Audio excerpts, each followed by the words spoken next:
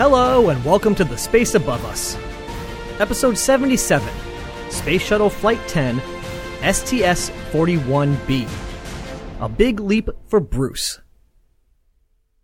Last time, we talked about STS-9, the first flight of Space Lab.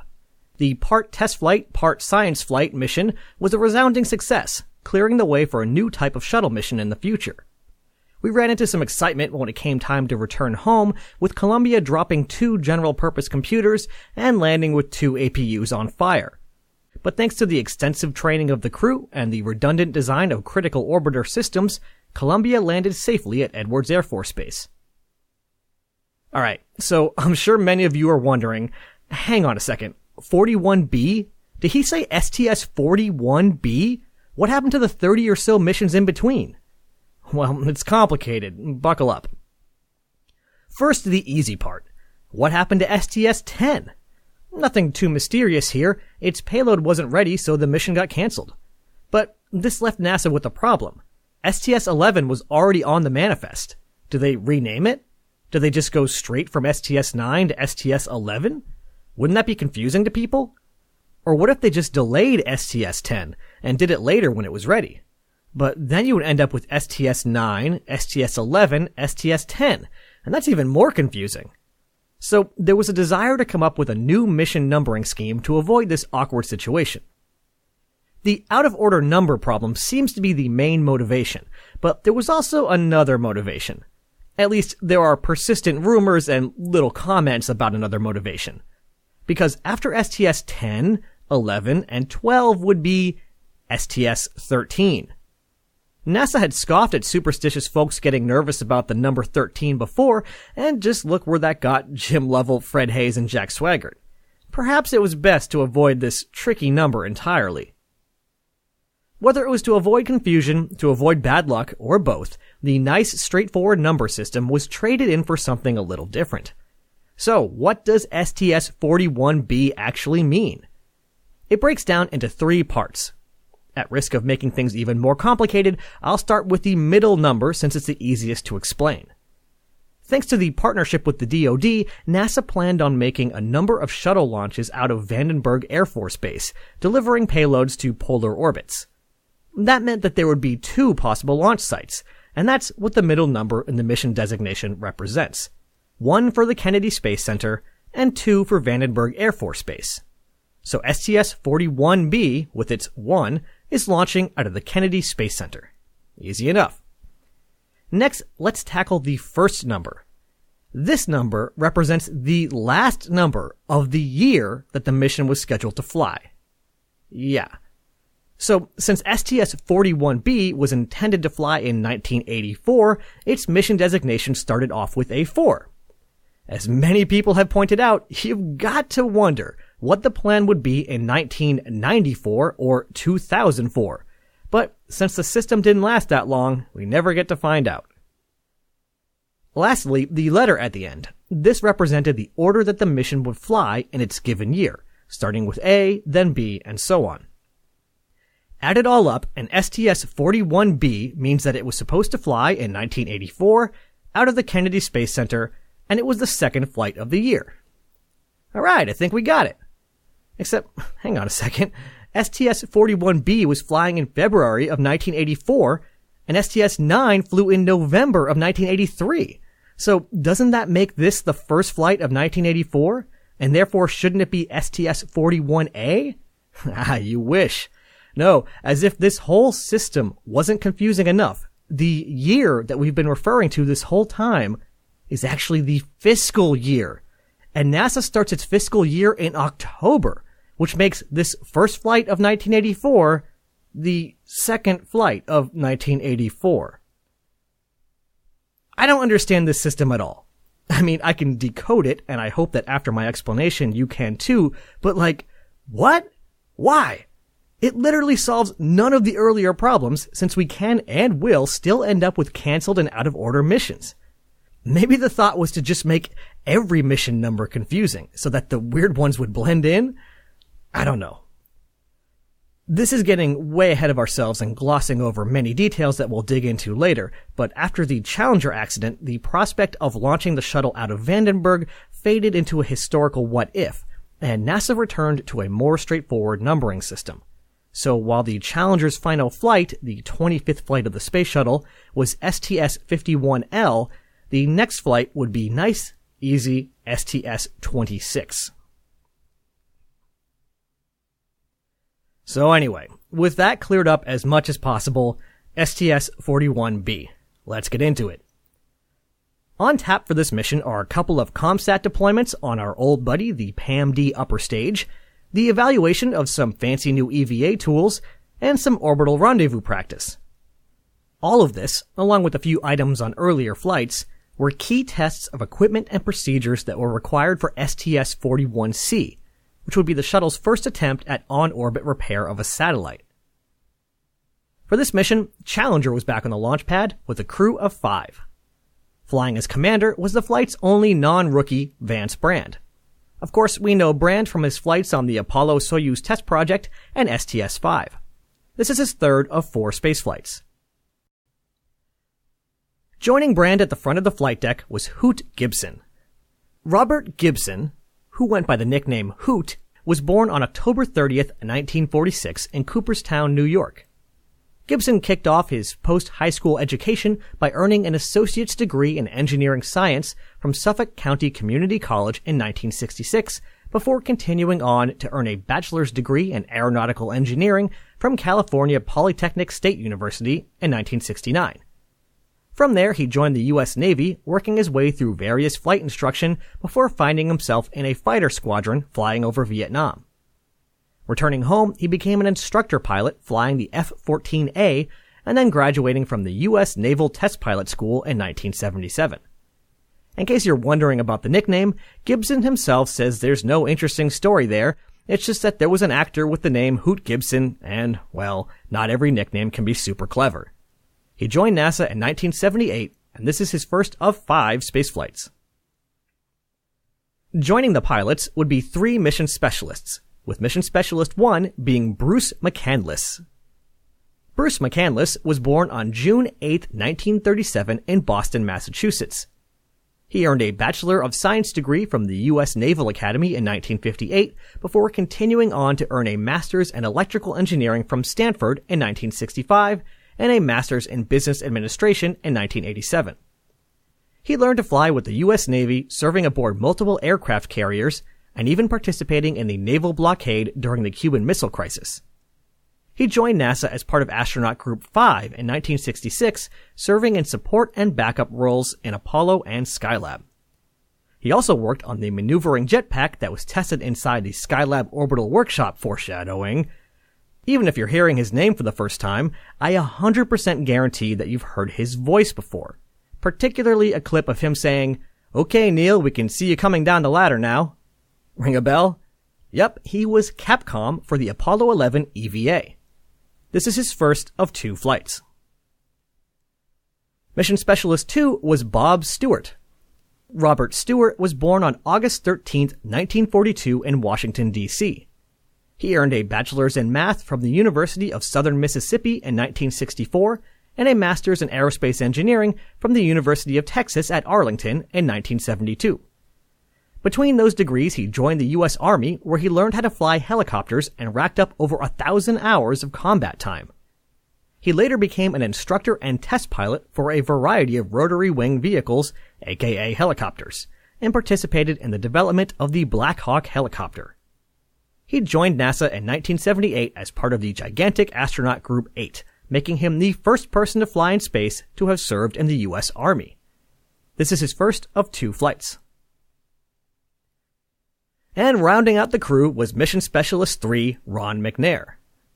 Ronald McNair was born on October 21st, 1950 in Lake City, South Carolina. He earned a bachelor's in physics from North Carolina A&T State University in 1971 and a doctorate in physics from MIT in 1976. And he didn't just attend these schools, he rocked them. He graduated magna cum laude from North Carolina A&T and earned a long list of scholarships, fellowships, and everything from the National Society of Black Professional Engineers Distinguished National Scientist Award to an Amateur Athletic Union Karate Gold Medal. That's right, he was also a 5th degree black belt at karate. During his time at MIT, he studied lasers, helping to develop new laser applications, including satellite-to-satellite communication. McNair joined NASA along with Gibson and Stewart as part of the class of 1978, the TFNGs, which again definitely stood for 35 new guys. This is his first mission out of 2 spaceflight assignments, with his second being the doomed flight of Challenger on STS-41L. The mission was delayed by 10 days to allow more time to investigate the APU issues on STS-9, but on the rescheduled launch date, no issues were encountered. On February 3, 1984, Challenger lifted off right on time at 7 a.m. The launch was uneventful, but for a second time, evidence was later discovered of hot gases escaping field joints on the SRBs and eroding an O-ring. Loss of these O-rings would be catastrophic, but the erosion was within limits and there was still the backup O-ring, so the reaction was one of concern but not panic. But it's worth noting that with 10 flights in the books, 2 of them had this worrying symptom. First on the agenda, on day 1 of the flight, was the deployment of the WestStar 6 communications satellite. If this were a video series instead of a podcast, you'd recognize WestStar 6 right away, since it used the same spacecraft bus and PAM-D upper stage as the Palapa, Anik, and SBS satellites that we've already seen deployed. This spacecraft would be focusing on business communications for the United States, allowing companies to easily transmit video, voice, faxes, and other data. The Challenger crew opened the sunshield, spun WestStar 6 up, and deployed it without incident before hopping away in their orbit to create some distance before the PAM-D motor kicked in. 10 seconds after ignition, ground controllers discovered that all was not well with WestStar 6.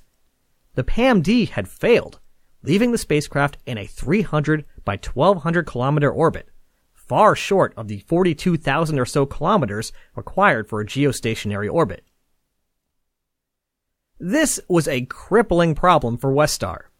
Satellites are almost always designed for very specific orbits. Sometimes they can perform some of their functions from a slightly different orbit, and often they can limp into their intended orbit by sacrificing station-keeping fuel. But this orbit was both completely useless for its intended function and far too low to limp into its intended orbit. They were dead in the water. Bummer. The second ComSat in the payload bay was Palapa B2, which would be joining Palapa B1, which we saw deployed on STS-7. It was originally scheduled to be deployed on the second day of the mission, but since they had the same spacecraft bus and same upper stage as the ill-fated WestStar 6, it was decided to hold off and evaluate the situation.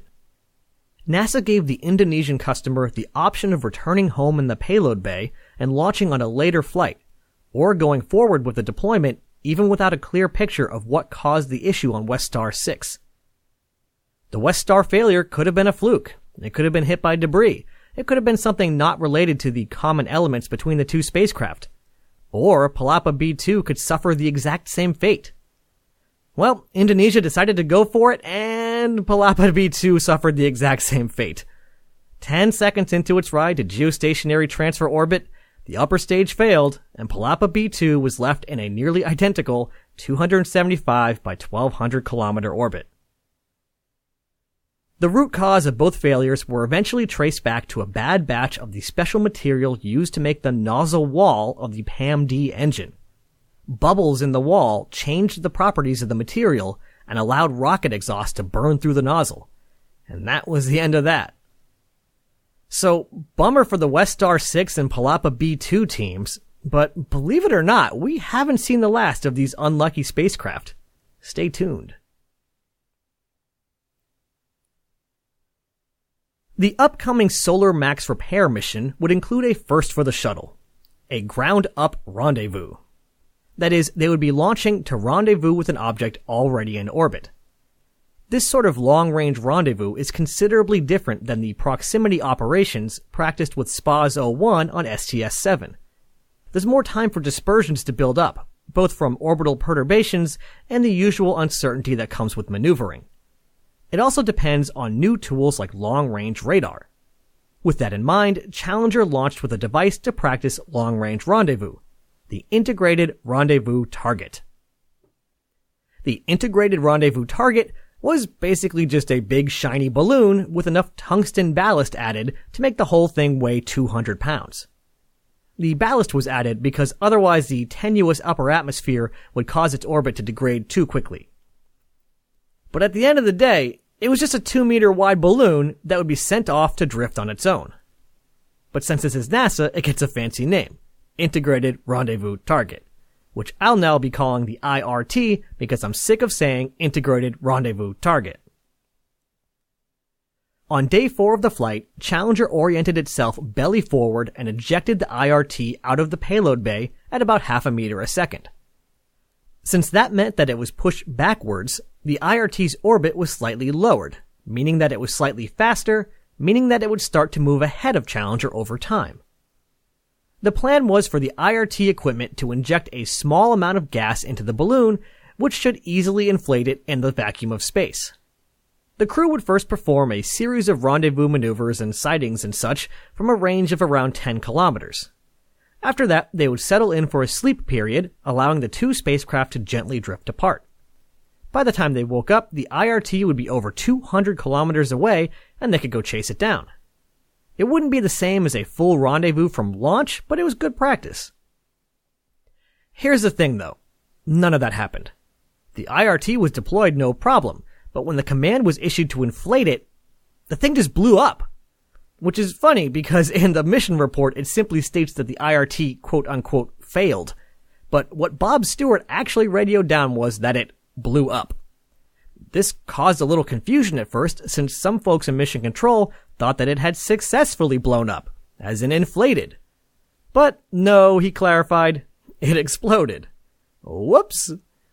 What actually happened was that as the IRT was deployed, lanyards were pulled to activate it, but some didn't get pulled, notably the part that released its restraints. But since the part that injected gas did work, they basically tried to inflate a balloon inside a cage. Kabloomers. So the IRT was a bust, pause for laughter, but it wasn't a complete loss. The crew were able to use their instruments to track what remained of it out past 9 kilometers, so that's something. Next up, the EVAs. This flight had 2 EVAs scheduled, both of which were mostly aimed at evaluating equipment and procedures for the Solar Max mission, along with a smattering of other tasks. In fact, since I won't come back to it later, I wanted to quickly point out that one of these side tasks was trying out a tool that would be used in a mission that was being considered, refueling Landsat 4. This caught my eye, since in my day job I'm working on Restore L, a robotic mission to refuel Landsat 7, so I guess we've come full circle. The star of these EVAs was, without a doubt, the Manned Maneuvering Unit, or MMU. This is that funny little jetpack thing in that one photo that you've all seen a billion times before, with the astronaut floating free in space, tilted slightly against the horizon. Over the years, we've seen a few stabs at this concept. In fact, if we go all the way back to the first EVA where NASA tried to get some actual work done, Gemini 9A, one of the main tasks was to try out the Air Force's Astronaut Maneuvering Unit. Unfortunately for the Air Force, nobody knew how difficult EVAs were going to be, so by the time Gene Cernan made his way to the jetpack, he was too exhausted to continue. It almost flew again later in Project Gemini, but things never quite came together, and that was it for the AMU. There were also ancestors of this device in the form of a couple of jetpacks used inside Skylab. Since Skylab's orbital workshop was so cavernous, it was actually possible to gently zip around inside and see how the controls handled. But all that is in the past. We want to know about the present. Well, the present of 1984. So what is the Manned Maneuvering Unit? Simply put, it is a backpack with 2 big nitrogen tanks, 24 thrusters, and a couple of hand controllers. Its purpose was to allow for astronauts to perform tetherless spacewalks. With that kind of freedom, astronauts could easily move themselves around the payload bay, up and down satellites being worked on, or even out of the payload bay entirely. The device itself is pretty slick. An astronaut would suit up like normal, exit the airlock, make their way to an MMU mounted on the side of the payload bay, and strap themselves in, which could be done unassisted. Once powered on, the suit had enough battery to support a 6-hour EVA. Of course, depending on how much the astronaut burned through their supply of nitrogen propellant, they might have to come back well before 6 hours was up. But no worries, its propellant could be recharged in only about half an hour. The 24 thrusters fired little blasts of nitrogen gas with a force of 7.5 newtons. That's pretty interesting because when used in low power mode, the attitude control thrusters on Project Mercury were only about 4.5 newtons. The thrusters didn't burn propellant like normal, they basically just sprayed nitrogen out in a controlled fashion. Since there was no toxic fuel or actual burning going on, plume impingement wasn't as big of a concern with the MMU, which made it easier to approach delicate spacecraft. The astronaut had two controls in front of them. On their right hand, a stick that controlled rotation, pitch, roll, and yaw. On their left, a stick that controlled translation, up and down, left and right, back and forth. They could also switch on an attitude hold mode, in which the backpack would attempt to maintain its orientation. In all, the whole thing weighed about 300 pounds and allowed an astronaut to putter along at 1 to 3 miles per hour. Oh, and if you're confused about my constantly switching back and forth between metric and imperial units, hi, welcome to being an engineer in the United States. I don't like it either, that's just how my brain works. As the first EVA got underway, Bruce McCandless and Bob Stewart clambered out of the airlock and into the payload bay. McCandless would be trying the MMU out first, and I know that's the part you're all waiting to hear about, so let's ride along. After strapping himself into the jetpack with no issues, McCandless began to slowly move around the payload bay, calling out, "That may have been one small step for Neil, but it was a heck of a big leap for me." Which is pretty great, since as we learned earlier, it was McCandless who was on the receiving end of the famous Armstrong quote he was now riffing on. After some initial tests to make sure everything was behaving as expected, McCandless began moving up out of the payload bay while turning to face the orbiter as he moved backwards. Over the course of 6 minutes, he made his way out to a distance of 150 feet from the orbiter. I believe it was on this part of the EVA that Hoot Gibson snapped a picture of McCandless that would go on to become one of the most famous spaceflight photos of all time. Something about this photo captured the attention of the world. The surreal sight of an astronaut flying free and unassisted, the fact that McCandless had lowered his reflective visor, making him an anonymous figure who was easy to project on, the beauty of the Earth beneath him. I don't know what it is, but it's an unbelievable photo. And if you're wondering what little unexpected wrinkle or nuance I can add to this famous moment for humanity, as I so love to do, don't worry, I've got you covered. While Bruce was busy making his way into every physics textbook ever made, he was freezing his butt off. It turns out that thanks to the lessons learned on earlier EVAs, the cooling system in a spacesuit is pretty aggressive. Moving and working in space is hard work, so astronauts can work up a sweat. But not astronauts who are casually cruising around with a nitrogen-powered backpack. This is even more true when you leave the heat-reflecting payload bay and are just alone in the vacuum. McCandless was so cold that he insisted he had to turn off the cooling system.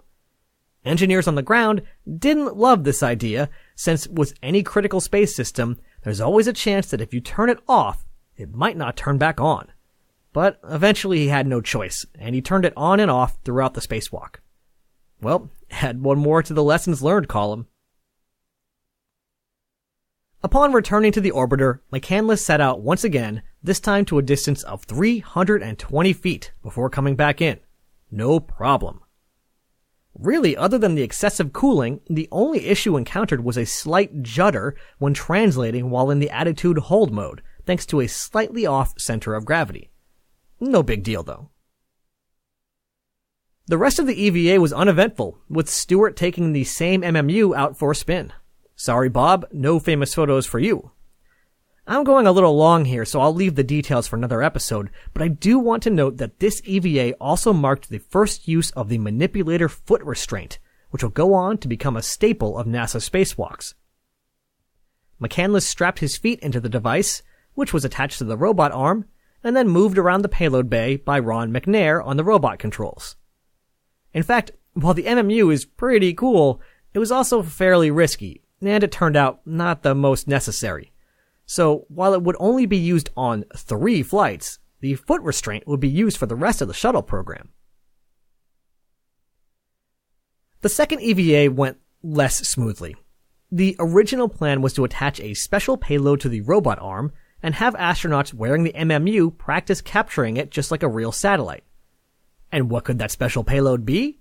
Well, it's our old buddy STS-41 back for a second flight. Don't get too excited though, because STS-01 was staying right where it was in the payload bay.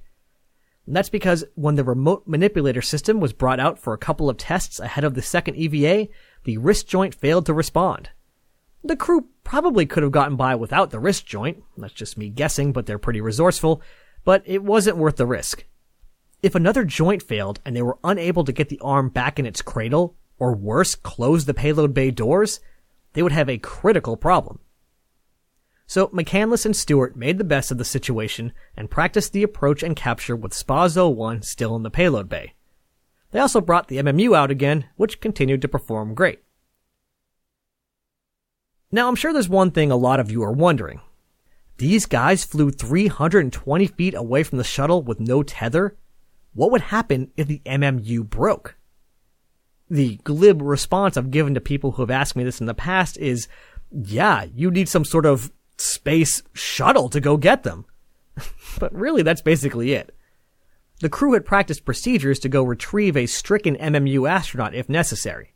So while risky, it wasn't totally crazy. In fact, practicing those procedures seems to have come in handy. During the second EVA, a foot restraint came loose and drifted up and out of the payload bay. Commander Vance Brand essentially told the guys in the back to make sure that they were holding on to something, thrust it up after it, then McCandless went scooting after the wayward equipment. After a couple more blips of the thrusters, McCandless was able to grab the device, and the crew avoided creating one more piece of space debris. Not content to have just one first on this mission, STS-41B also decided to make the landing interesting. That's because once everything was packed away, spacewalkers returned inside, and everyone strapped in, Challenger descended into an uneventful re-entry and touched down somewhere new. 7 days, 23 hours, and 16 minutes after lifting off, Challenger landed only 5 or 6 miles from where it started at Launch Complex 39A. On the orbiter's 10th flight, Vance Brand stuck the landing and became the first shuttle commander to land at the Shuttle Landing Facility, the gigantic runway at the Kennedy Space Center. Instead of the usual 747 to get back from Edwards or White Sands, Challenger could simply be towed the couple of miles back to its orbiter processing facility. Such convenience. STS-41B hit a number of problems, but it cleared the way for STS-41C, so in that regard, it was a complete success. Next time, we've tested the tools, the orbital maneuvers, and the futuristic jetpack required to rescue the Solar Max mission. But just what is this mission? What's wrong with it? What needs to be done to fix it? And, oh geez, what is that astronaut doing grabbing onto its solar panels? Normally this is the part where I say my sign off and the outro music swells, but real quick I'm going to do something a little unusual. I normally try to avoid present day references on the show since it can kind of give the thing a shelf life, but every once in a while something important comes along and I just can't help it. Out in theaters right now is a documentary called Apollo 11, created by Todd Douglas Miller. The reason I mention this is that it apparently had almost no marketing budget, and a lot of people haven't heard about it or are confusing it with the 1995 film Apollo 13.